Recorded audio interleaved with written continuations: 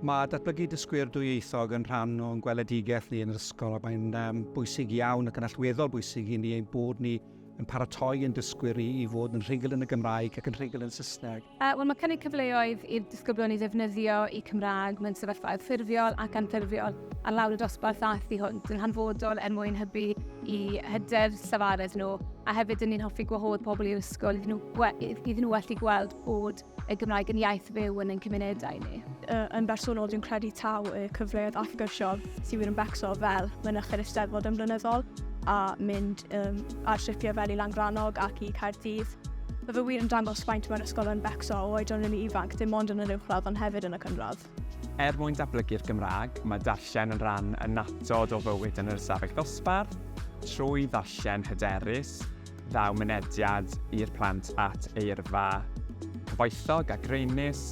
ac mae'r llefaredd a'r ysgrifennu yn datblygu o hynny wedyn. Un peth yn yr ysgol sydd wedi helpu fi gyda Cymreigdod yw y canolfan iaith, oherwydd pan roedden ni wedi dod i'r ysgol am y tro cyntaf. Roedden ni ddim yn gywir lot o Gymraeg, felly i cael rhywun i dysgu gyda pobl arall sydd ddim yn gwybod llawer yn peth dda i fi. Bwriad y ganolfan iaith yw i ddatblygu sgiliau safaredd y disgyblion yn bennaf, gan wedyn symud ymlaen i ffocysu ar sgiliau gwrando ac ysgrifennu a darllen. Ni'n ymfalchio yn y ffaith bod gyda ni dreftadaeth a hanes arbennig yma yn Sir Benfro,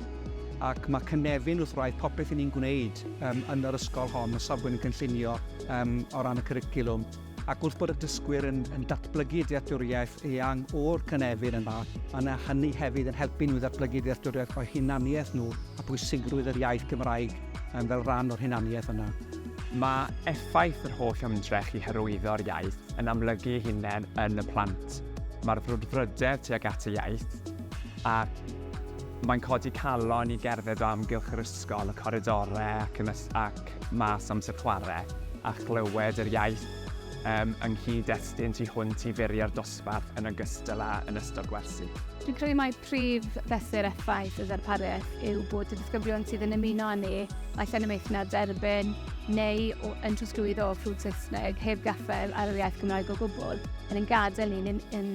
unigolion hyderus sydd yn rhugl yn y Gymraeg a sydd wedi trochi yn yr iaith ar ddiwylliant.